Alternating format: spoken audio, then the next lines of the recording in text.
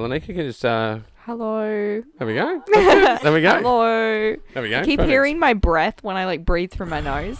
It's like awful. I gotta try and breathe quieter. That's what. Well, it's about your this is mic me. placement as well. So if you pull it down Okay. a little bit, It then you might can sort of less sit, then your breath. nose will go past it. There. Oh, that's nice. So there you Great. go. Yeah, That's talk so over the top much of it. better. There you go. So it's just going I was past it now. really getting upset at my nostril breathing. Well, I hear this on podcasts sometimes. The nostril breathing. I can't stand Yeah, it. it gets a bit much. It makes me feel so sick and uncomfortable. Yeah. And, sometimes I see or hear people that are running out of breath when they're talking. Yeah. So you can hear them going. You hear these Yeah. big gulps of air. On here? Yeah, it's still on. Yeah. There we go. There we go. Now we're in darkness. Ooh. Yeah. What was the other one Heavy about? nostril breathing. Heavy nostril breathing on podcasts. Yeah. Fire breathing. Isn't that yeah. a thing? It is. I do Yeah. that sort of breathing when I do hypoxic training. So when okay. because I swim underwater holding my breath Hectic. with Biggest fear. flippers on. Yeah. Yeah, no. I'm not I'm from Penrith. Yeah. There was no Penrith beach here when Yeah. I was here. I am not good at swimming. That's how inland I am. I'm scared of the beach. I'm scared of water. I'm fucking scared. Oh, Have you wow. heard of submechanophobia? The thing where underneath when there's water, a wave pool. Yeah. A wave pool, the grates in the wave pool, that's fucking scary. I can't look at photos of them. I can't Wow. look at, animatronic rides, the Jaws ride that's in Yeah. the... Fuck that. To Wow. hell and back. Yeah. Oh, Not that. Well, I've met some people that were hydrophobic that didn't know Oh, until they yeah? went underwater, because I've seen it happen when they just panic. And they don't know why they're panicking. You go, you're hydrophobic, man. That's why when you're underwater, you freak out. Yeah. Yeah, it's a frequent thing. I'd say, my experience, probably 1 in 5 people I've come across that are like that. Crazy. Yeah. I'm fine with a pool, but not a pool that has any pictures on it. When they have the tiled floor that's Oh, like yeah? a dolphin. Fuck that to hell and Oh, back. wow. I love Hate that. it. Can't stand it. Oh, no. this is that's so interesting to me. This is such an interesting phobia. No, I There's so much look to it unpack. up. That's my TikTok feed. My TikTok feed is just this one girl being like, "Look at this wave pool. Look at how uncomfortable that makes you." And I'm just like, "Oh my god, stop."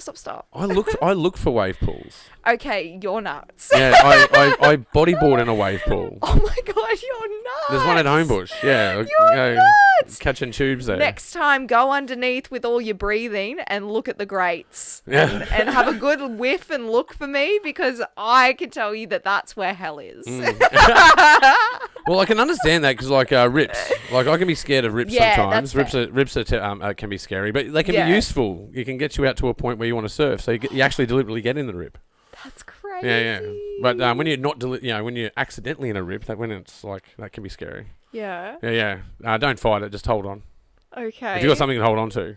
Yeah. No, I'm not getting further out than hips in water to make sure I don't get put in a situation. That's okay. my life. Yeah, I used to rag school to go bodyboarding. Because I lived in crazy. Campbelltown, so that's inland. And you still got there. You got to the Yeah, beach. take an hour and a half. Yeah. Yeah, no, I just gave up. I just gave up, and I was like, no, that's not going to happen for me. Anyway, I'm sorry. I'll stop speaking about my water phobia now. That's all right. That's okay. So Penrith, born and bred. Yeah. Penrith is where I went to high school, so I went to Nepean High. Mhm. And then I've moved in and around between near Penrith, near Windsor, near Richmond, near Riverston. If Okay. people from Rivo, shout out if you live in Rivo. It is a bit of a different place. for Yeah. sure. Yeah. No, but it's so crazy. Everything's just gentrified now. Oh, yeah. It's doesn't even look like. Mm. And I remember my mum saying that to me when I was little, when we drive past things and being like, all the what am I So I'm just doing? burping. Oh, that's so fine. I was like, I'm doing something wrong. So no, I keep Okay, burping. you're allowed to see how you're burp. worried about nasal breathing. I Yeah. don't like to burp into the mic. You So I are just, more I put no, my hand I up thought it sideways was and me. I sneak That's out so of it. fine. Yeah, I should have I'm told you. sorry I knew for this. I knew that was going to be a outing thing. you. I knew I'm that. I sorry just for knew it. outing you on the podcast. I didn't mean to. I'm sure. I know. I've never talked about it, but I do it all the time. I know. It's good to unpack this. He does it while the guests are talking. I do it while they're talking, because I know I'm not on camera. Well, now that I know that, I won't say anything. Well, that's when I pour drinks as well. Yeah. When the guest is talking, I pour drinks and I do other things. Yeah. Yeah, you just vibing. Love that. Yeah. Oh no, look, it is becoming gentrified. I growing up in Campbelltown. It's totally different now. Don't get me wrong; it's still a cross section of that socio-economic background. Because the people aren't gentrified. It's just like they've got this weird city-looking thing that's just like no one asked for this. I was speaking to heaps of people in Parramatta recently because I've been doing a project there about what is Parramatta, and they've all just been like, none of us asked for this to look like Town Hall. None of us want this shit to look like the city and be gross and uninteresting and have no arts. Like no one there is interested in that. So weird. Well, they do have I would say a mild focus on arts in Parramatta. They have built that new centre, that the precinct, and they've got ABC studios are there now. Yeah. But what does that do for us? Like independent, on the fringe filmmakers? I don't know, but it's there. It is there. Did you know that a lot of the staff at ABC, there was some politician man telling me this, but he was saying that like 50% of them were like, I want to quit this job because I won't work in Parramatta. It's too far.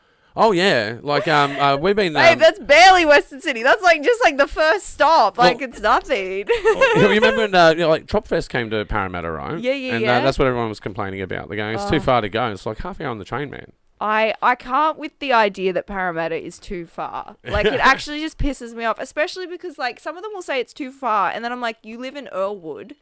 Like, honestly, go shame Earlwood. That bus trip, it might be closer to the city. That bus trip is further than Parramatta. Stop it. Well, don't they call it the latte line? It's the latte line. It's the latte line. Okay. Yeah. They won't come past you will see a line of cafes, and you can actually look at this by looking at where Red Roosters are as well. Oh no. Yeah, the chicken shop map. No. I'm fully with you here. Red Rooster, Eljana, but now Eljana has sold out. Yeah. Eljana's selling out and has been eastern suburbs, and I don't know how I feel about that. Yeah, I don't know, but if someone drives up to your house with a truckload of money, you'll go, okay, fair enough. Sure, right. Actually, I think that's more of the Westie way. I think that you should do that. Branch out, franchise Western Sydney. Like, fair enough. Let's go. We should looking at and curating films in Western Sydney, and we started doing it for international audiences, like looking at how that is situated. It's its own genre when you look upon it like that. So all of these different types of people, all with a an Aussie accent. So like colour and accent, and like it's got that's a good way to describe it. It's a lot of colour, a lot of colourful stories, a lot of jagged edges, a lot of smooth edges. There's a lot of texture to Western Sydney film, and when you look upon it as a like an international sort of market, it's its own thing. That's one thing I didn't anticipate going on this journey with Western Sydney filmmakers. It's really cool. Yeah, I'd like to see how that unfolds. I really would. Yeah. But look, I think we're ready for an intro. What do you reckon? Yeah, let's do it. Let's do an intro. We're going to have an intro. Yay. And welcome to the Pagey Train. Today I have in the studio Laneikka, Denne, storyteller, actor, person extraordinaire. Welcome to the show. Well, hi. I like a little bit of preamble for the Pagey Train. Don't have to do an intro straight away. You've got to sort of warm into it. Look, you have been like tackling jobs all over Western Sydney.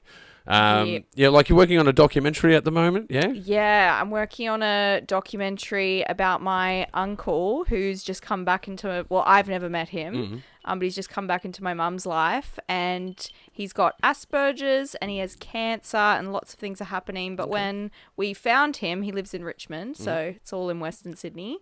And came back into his life, he was living without furniture. He was a competitive weightlifter while having cancer, while being Christian, while having Asperger's. Wow. And it seemed that his neurodiversity sort of framed the way he viewed the world, which was that this life is supposed to be lived in pain, so that the next life is lived with God in like eternity and peace. That's a bit of a Christian and Buddhist mixture there. Yeah, but then just like Asperger's really making that like he had no furniture. He was like, no, I'm going to live this one quite hard. Yeah, subjugated by pain. Yeah. Well, as the Buddhists, they believe 10,000 years to perfect a human soul. So reincarnation. So living through different lifetimes. The really hardcore monks, they like starve themselves, do vows of silence. Some of them go into the wilderness with no possessions, just purely live off the land and really take suffering too. Like it's like the X Games for suffering. Probably sponsored by Red Bull or something. But it's just that's intense. That's intense. Yeah, but he's better now because Yeah. my mum, essentially the thing that started the doco was that my mum went, you should go to Vegas. I really like Vegas and it's so different from how you live. Maybe that will make you feel better. And it did. And now he's like a bit happier while still being him. But yeah. Yeah, Vegas is a sensory overload. Yeah, it's crazy to take people with autism there, but it's my mum's favorite spot. So, and they had such a like weird, naive look. Like they loved it. They loved the lights. It was just such a different look to how you would think city would go for two. It's older wild. people. Vegas is wild. Yeah. From downtown to the main strip, it's wild. wild. Yeah, I recommend it. But it takes a few weeks to decompress after Vegas. You're like, what the hell just happened to me there? It's pretty cool. Yeah. But being an actor and performing, like what sort of brought you into doing this sort of thing? You know, like did it all just go on a light bulb one day, or did it sort of progress into where you are now? Yeah, I think I've been doing it a very long time. So I've been doing it since I was a kid. And I sort of view acting, I view writing, I view both of those as like two things that are equal to me. And it depends on the story as to which one I'm going to do. I'll just go, oh, that's a story that I need to write. That's a story that I need to act in, or both sometimes. But it's all just come from like feeling things from a very young age that I felt like weren't being said by other people, and then finding ways to articulate that. So it's always out of like, oh, I haven't seen that, so I'd like to do that. Oh, I haven't seen like women in my life on screen that are the way they are. I've never seen that, so I want that to exist. Or I've never seen someone portray it this way. And that's sort of how I got into it. I was just like obsessed with understanding why I felt a certain way and why people in my life felt a certain way, and wanting to explore that more. Yeah, wow. So, yeah, and I felt that since I was like 8. I don't know. Obviously, you got a lot of emotions or something. I don't know. Ask a therapist. I don't know. What about like sort of playing characters? Like, do you between writing a character and performing a character, because you're sort of in both ways, you're inside the character's head in a way, right? Do you feel, what's the contrast like that for you when you write a character versus playing a character? I think both of them are the same, and like when I'm writing, I'm acting. Like I'm going, what does this person want? What is this person doing? What is fucked about this person? What's happening in this person's life? And I'm really in it. But I'm sort of always just trying to think. I always find a person in my life that I'm like, that's who that is. And I never get cast in anything that's normal. I have not been in anything that's the most normal thing I've been in is a guest role on like Wellmania talking about someone's asshole, and that was still not normal. And that's like the most commercial thing I've done. Maybe a Commonwealth Bank ad, I don't know. But like I'm never in something normal. I'm always in some weird kooky stuff, and I love that because everyone I know is like weird and kooky. So I'm like, oh, that's that person. And then I just find like that sort of thing, and then I go with that and see where that goes. Okay, yeah, well, you mentioned doing commercials. Like, it's great to see actors from Made in the West in commercials, because I see it all the time. Yeah. Like I've seen them in like RBT sort of like being pulled over. No, but that's so funny because it's like Western Sydney trope, but then like we're owning it and getting the money as well. So like bring on the RBT ads. I'd love to be in an RBT ad. Dream role. Yeah, banks and insurance companies. Yeah. Like I see it around there because you sort of like don't pay attention to ads, like, and then you like sort of like recognize the face. You're like, oh, hold on, that's Laneikka on an ad, man. Yeah, all right, cool. But it's good. Like, that must be good to help support being an artist as well, doing commercial work. Yeah, I love it. I wish there was more. I auditioned for so many, and I'm like, please hire me for every single one. I will sell my soul to all brands unless they're like racist or something. Other than that, racist, transphobic, anything that I don't stand for. But other than that, please, avocados, bananas, like anything, give it to me. I want to be in your ads. Yeah, cool. Yeah, but working when you do sort of like your own characters that you write versus other people's writing. Yeah. What's the sort of ratio of that? Have you done more sort of your own work, or have you done more of other people's work? In film, I do heaps of other people's work. Oi was probably the first time that I was doing my own work. But again, like as a writer, I like give because I think it's because I come from a playwriting background and theatre background that when you give writing as a playwright, the director has now full reign to do not whatever they want, but sort of your thing is like reason, a map. Yeah. Whereas I feel like a lot of writers can be quite precious with their work, and I'm not. I'm like, this is the world, and I know that I've done enough of a job of world building that you'll take it in whatever you want to do. Yeah. So in that way, when I get it as an actor, even if it's my own writing, it's like not even in my head. I'm like, oh, who is this person? And I go through the whole process again, which I think's good. I hate writer actors normally. I hate them. I think they're gross. But I think that I am not a yucky one, hopefully. Maybe I'll get a reference on for that to see if I'm a yucky one. Oh, look, I'm going through the same journey myself. Like, I'm writing at the moment, and I'm writing myself into it. Yeah, cool. And normally, I don't do that. The only time I write myself into work that I've done is as a henchman or like, just, warm props in the background, essentially. Yeah. Never a speaking role. Yeah, okay. So now I'm very interested in doing speaking roles. Like, Yay. Yeah, I just realised the contrast between directing and acting, they're so similar. They really are. They appear on the surface to be different. Yeah. Because one's behind the camera, one's in front. It's just also hierarchy bullshit. Like, yeah, there's this ingrained real. thing in your head, like in people's heads about hierarchy. Yeah. I've heard it said before, like, you don't see a lot of, cinematographers that go to being a director. Yeah. It's usually actors that become directors and directors that become actors. And going through that journey, I really understand it. Which is like, over a decade of work to figure that shit out. Yeah. Really, it's really hard to figure this stuff out. Whether you're being taught or you're teaching yourself, like it is difficult work. It's the easiest thing you'll ever do. Yeah. But what about the pressure on being on stage, right? So, like, in film, you get 4 or 5 takes at something, and you might be able to explore the character from bouncing off doing the work on set. But doing on stage stuff, you got one shot at that. Do you think there's a contrast between doing stage work and being on set and vice versa? Well, like Meryl Streep says it, all of them say it. I'm not saying anything new. I'm not reinventing the wheel, and I know nothing. I just do things. But I think everyone needs to do stage to be able to do film well and to be able to actually live in a character long enough to know. I don't know, like film is so technical. So to me, you need to be able to have that emotional access immediately that comes from stage and comes from rehearsals and comes from you doing your own sort of prep work, so that when you get to film, you can just be technical, but the world of the person is still there because you have that theatre experience. But I sort of write like theatre because I love working in it. So a lot of the stuff I write will have one shots. It'll have continuous takes. It'll have stuff where we are just constantly with the character. So maybe, but that's just because I like watching someone live something. I like watching someone live something and struggle and that's where the drama comes from watching every moment of them trying to work something out. So I think that's just my taste, but it's probably from stage. That's probably where it came from. Yeah, no, it's super interesting to me because I've sort of come the other direction. I've come from a technical direction, where I found myself on set and I just knew where to be and I knew what they wanted. Yeah, like I know I need to look this way because they need this shot. Yeah, and I know I need to be doing blocking through here. And I watched other people doing it, and I go, I can see they're trying to figure it out. I realize I'm just bang onto it. Like I know where I need to be, and I realized there was a power in that.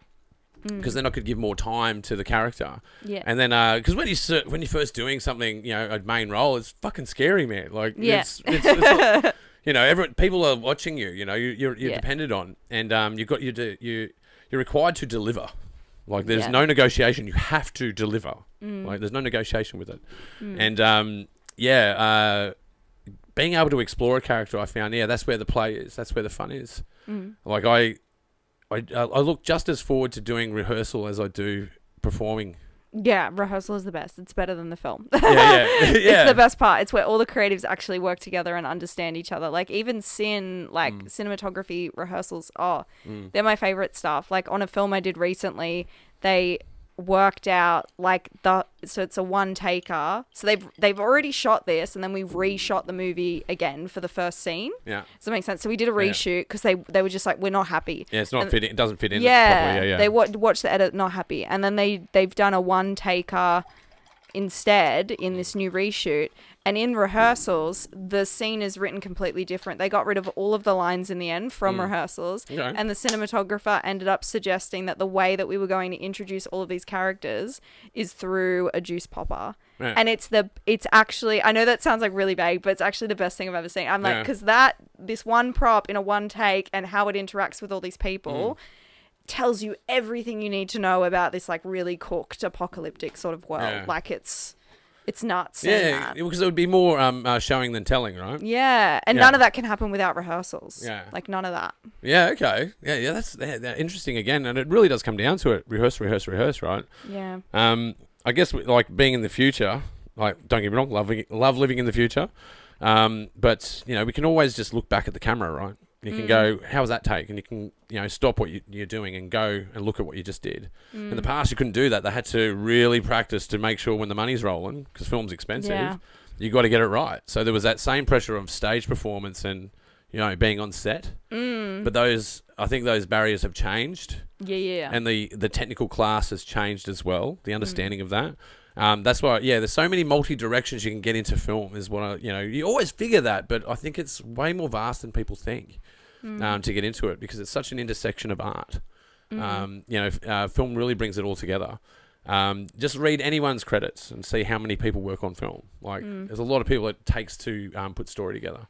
But Oi was a bit of a smash hit at Made in the West.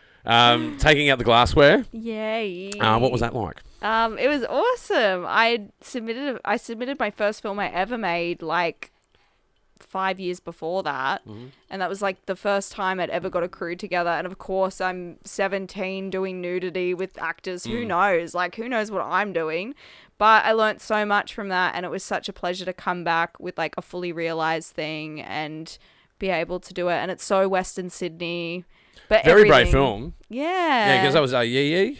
Yeah. Yeah, that's a super brave film. Like, talked about to this day. Like, hard to, difficult film to curate, of course, because it's a little bit racy. Yeah. But very brave film. Yeah, like, amazing.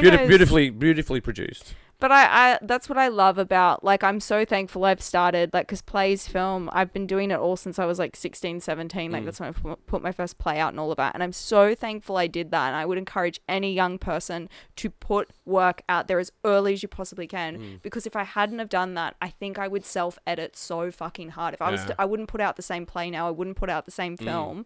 And you can't ever get that voice back of what you were thinking or what you were wanting at that age. It's the same with any age. Like, I think you should be making films until you're 105, until you're dead. You should be making something. Well, I can assure you, living over the decades, it changes. It does. Like, when you have to do it every moment. Like, when you're young, you look upon your 40s, right? And you go, that's so far away and so old, right? But in my 40s, I go, my 40s are pretty mad, actually. Same with your 30s, and when you get to mid 30s, you're like, what am I doing? Like, I was in a heavy metal band as a front man at 35 singing around Sydney, right? So good. And you go, what am I doing? No, that's so... But what am I doing? And then that needs to be documented. Like, yeah, totally, you know. And but like every decade is a blast. And that's why I recommend is like the way you were recommending going into theatre, right? That's how I recommend people going into bands. I say, get into a band. You learn so much. You learn how to run a business. You learn how to promote. You learn how to write. You learn how to perform. You have to learn multi-disciplines to get all of that done. Then you have to become a lawyer. Then you have to become a promoter. A chauffeur. It just never ends. Is my point. Like, you just learn so much, and you become so dexterous, right? And it's such a good use of time. It really is, because it develops the soul, develops the mind. And who knows where those doors can lead, you know? And we see it all the time. It's just, and the story's always the same, right? They're an overnight success, and they go, well, no, they probably spent 10 years. No one's an overnight success. No one's I an just overnight can't with success. that. I also can't with, like, that actors are just actors. No one is. Everyone's a producer. Like, it's just no one. There is no one in the world that is just doing like one thing actually. It's just not true. And I'm so sick of the fucking shitty stories being sold that we're all like, there's people who are actually out here just like doing art and that's it in the one particular form that they want to do. It's just not like that. Like, yeah. Oh, I think it's quite marketable. Like the work that comes out of our region, like now we're getting more features. Features are being made every year. The quality of shorts that are coming through are phenomenal. It's extremely competitive. Yeah. And it's great to see. And I believe there is a market developing for that, and I believe the industry is developing enough to participate in that market. Yeah. I can see the maturity happening. There's different cohorts of people working. An example I had from last year is, I had all these action films. All of these, practical effects, practical stunts. It was all really well made, and I could see there was 4 action films that were made. They all had gunfights in them. Like you rarely get a gunfight in a short film at Made in the West. I can assure you, they do happen. But when you get 4, it was pretty hectic. Yeah, it's pretty hectic, right? And then you can see the skill level between them all. You can see the more junior guys that are just starting out, and you can see the guys that have been doing it for 10 years, and you can see that contrast. And then light bulbs go off in your head, and you're like, you can really see that trajectory. You can see it. You can see the work improving. You can see the market opening up for it because people are they're lethargic to what we get given. We've gone through the binge phasing of being on the couch on Netflix. Going to the cinema is coming back in a big way. Going out to the theatre is coming back in a big way. Going out to performances is definitely coming back in a big way. But there's an expectation that we want to be entertained, and we want something that is relatable, something that we can contact with our mind. And if it's all generic, the Western standard of superhero films one after the other, like how many Spider-Men have there been in the last 20 years, man? Too many. I don't know. A lot. There's a lot. I don't want people that like Spider-Man coming for me. Yeah. So don't get me wrong. I like Peter Parker. I don't mind Spider-Man. I don't mind Batman. But how many Batmans have there been? They used to, they're just doing the westerns. They're westerns, right? Superhero films are westerns, and that happened in the 70s, man. Like 60s and 70s, it went from John Wayne all the way up to Clint Eastwood. John Wayne was the save the damsel in distress. Sheriff that came to town to help everyone, right? And by the time you get to Clint Eastwood, they even called it the good, the bad, and the ugly. You don't know who the bad guys are anymore. Yeah. And then you look at Superman to, Spider-Man to Batman, and now you get, Deadpool, right? It becomes fragmented in its narrative, and it's at the end. They can't be fragmented again. They can't be anymore. There's no more to chip off the block. Though right? It's all done. I will say I love seeing those sequel movies at 4DX. I don't know if you've ever attended a 4DX cinema. I can tell you any movie you see in that cinema will be the best movie you've seen of your life. I saw Wolverine versus Deadpool, and I've never seen a Deadpool movie or Wolverine or anything. I haven't seen Wolverine or Deadpool. Okay. And I saw the 6th sequel or whatever that came out. Yeah, best movie I've ever seen. 5 stars because of the cinema. Well, because I was getting thrown. What is it like 4DX, like IMAX, or is that? Yeah, no, but the chair moves. Oh, the chair moves. There's wind. There's you're getting punched with the characters. Oh, okay. So you can see directional any mics movie. and yeah. Okay, I gotcha. It's everything. It's the best way to see a movie that's bad. Everyone should go do it. Yeah. Oh well, I'm definitely going to check that out. Yeah. But yeah, far out. Yeah, far out. Yeah, no, I think we're just over the same old story. Yeah. And it's up to independents to fix that. That's you, that's me, that's everyone that we know in our community, right? Yeah. It's up to us. If we don't do it, who else is going to do it? And we may as well, because it's fun. It's hard work, but it's still fun. Yeah. You got to be passionate about it, because people come and go out of the industry, and you can see, you see why. It's when you make a film and you're like, man, that was really hard, and you go, are you going to do another one? You're like, oh, I don't know about that. That was really difficult. So you got to be a little bit crazy to keep going. You got to have a bit of a bit of passion and a bit of I don't care how this turns out. I'm just going to do it. And then, but the good thing is to share community and come along and meet with people. Like we just did the online networking event. So Western City won. Well, you were I was one there. of our guest speakers. Yeah. Guest interviewees, and people come together for that, and they feel connection. They can see that the industry is obtainable if you just apply yourself. You're not going to be Martin Scorsese out the gate, but you can at least start as a runner and try and figure out how it all works, and then realize it's a lot of work, and you've got to try and figure out where do you start specializing. You got to be not the how's the saying going? The sum of all a master of all trades. No, jack of all trades. That's the one. You got to be the jack of all trades and master of some. You got to master some things. But I don't know. Being on a journey from director to writer director to actor. It's a way scarier ride than becoming a director. That's what I've discovered. Real? Okay. Yeah, director you hide. You can hide as a director. You're like, it was a flop, but it's all on me. But no one knows what it looked like. Real. if you stuff it up on screen, like you go, that's that guy that fucked up that movie. Do you want to be that guy? Yeah. But have you got any work other than the documentary coming up? Are you making another short or participating in a feature? I'm making the feature version of Oi. So it's not the same story, but it's a similar structure with a fight being the thing that ends and starts the film. But it's the same world. So it's those characters older, and it's all set in an RSL and the dynamics of the workplace of this RSL and how all of these people work in this place. Yeah. Okay. Well, that's that definitely sounds achievable. Like I always worry when someone tells me what film they're about to make. And you start hearing their story and they go, okay, so then there's a spaceship that lands on the beach. You're like, oh budget, my God. You hear locations, you hear too many casts. Yeah. You got to be a realist. Yeah, you have to be. RSL's good because it's all in one spot. Yeah. Different rooms all over the place so you can change up the set, and you could probably even get more other locations out of that location by faking it in a room, right? You go, now we're at this office place that has nothing to do with the building, right? Yeah. So you can, that's a good spot.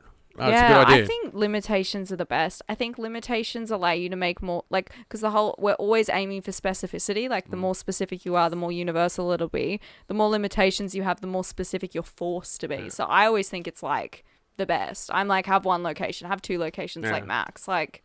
Yeah, totally. Yeah. That's what happened to the Saw guys. You know, the guys, cause they won their grant, and I think they won $1 million, and that's crazy. And they're like, fuck, what do we do with this? Like, what do we do? Now people are going to expect results. Yeah. We've got nothing.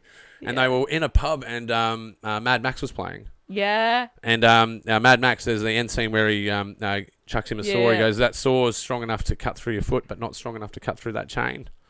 And that's where they go, a movie about that. 2 guys in a room. Crazy. And they just kept it in one room. Yeah. 2 guys in a room. That's where they started. Over a pint of beer in a pub. Full of fear. The best. The only way to make a movie. That's it. Yeah. Well, that's like I making a movie is like, I don't know, it can have war aspects to it. I go to war with my art sometimes, you know. I go to war with myself, you know. I have a questioning my identity even sometimes. Like, what am I doing?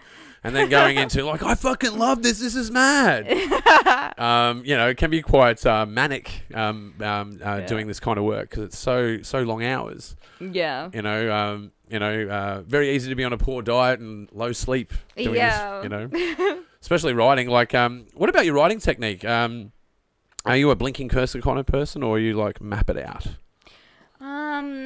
I think it's a bit of both.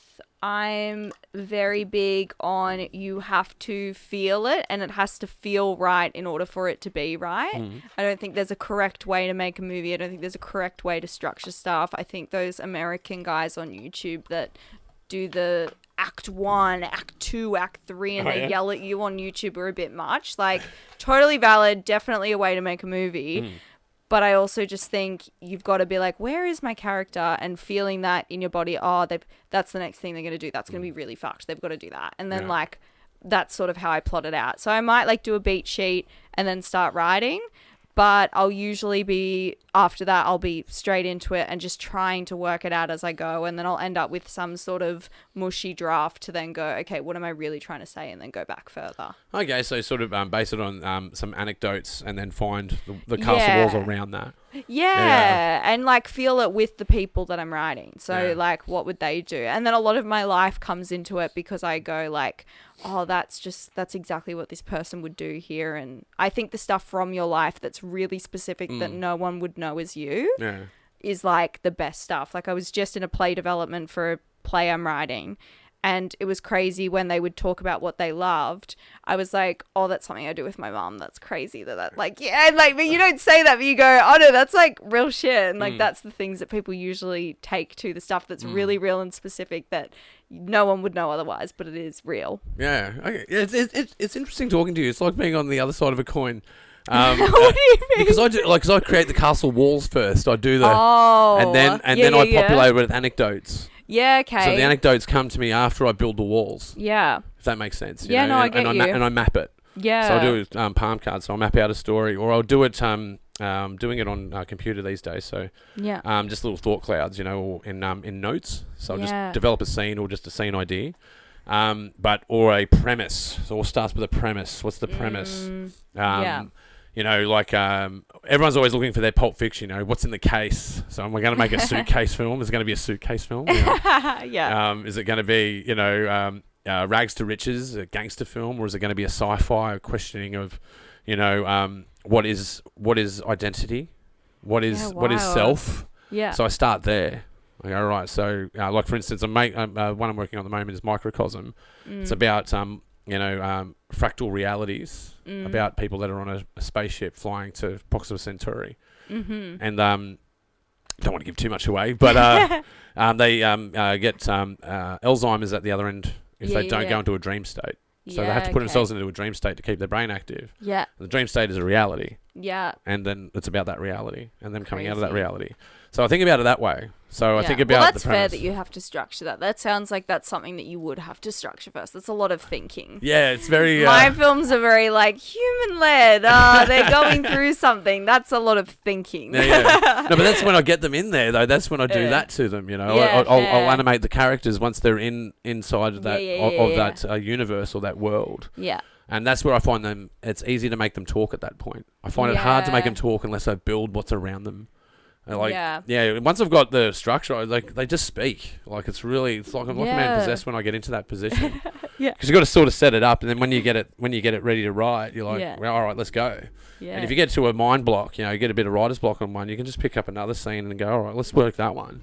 Crazy. So you can sort of switch around and then come back, So that's why I like doing it that way. It's a lot of work though. You got to, and a lot of torn cards are like, absolutely, that's horse shit. Throw that away. But I've still got some of the stacks that I've already made. Yeah, the original stack from films that I've written. I've still got the original. That's the best though. I think like script memorabilia from when you're doing stuff is so important. Like I have a box in my house that's of everything, just like weird shit from stuff that I've made. Like it's the best. Yeah, totally. Yeah. Yeah, clappers. I've got clappers everywhere. Like that toilet seat was my first sort of half featurette film that I made. That's so great. Yeah, everyone's because it's the first stunt that I did in the film. So I had to smash a toilet seat over someone's back. Yes. So they wore like heavy armor underneath their jacket, and they were sort of like robbing a drug dealer's house with a club lock. Yeah, okay.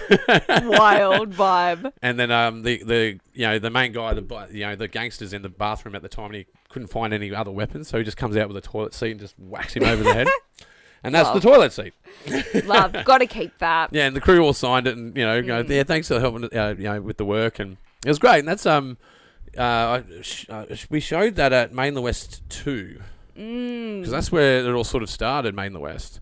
Crazy. Yeah, because if you make a short film, right, like 10 minutes, 20 minutes, whatever, you go to present it somewhere, and most places we go are like, RSLs or, screening rooms around the place, not normally a cinema. Yeah. So I had an opportunity to do it at a cinema, and you realise that I'm trying to sell this 20-minute movie, and I've got to get bums on seats. How do I get bums on seats? I go, well, if I invite other filmmakers, they will bring people. So I thought about it as a band mentality. When you put a bill together, when you headline, you go, I'm going to bring 4 bands with me because they're going to bring people with them.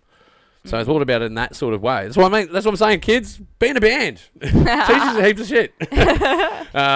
So that's well, with that said as well, I learned a lot of the negativity that was in the music industry that I experienced, and sort of taken that safeguard approach for Western Sydney. Like, first thing that we do is pay our artists. Like when we work at Made in the West Creative, it's the first thing that we do.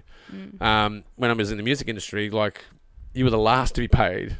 Like if you're the artist, you're last to be paid. I go, that's just shit. Like everyone gets a cut of your work before you get the cream, Yeah.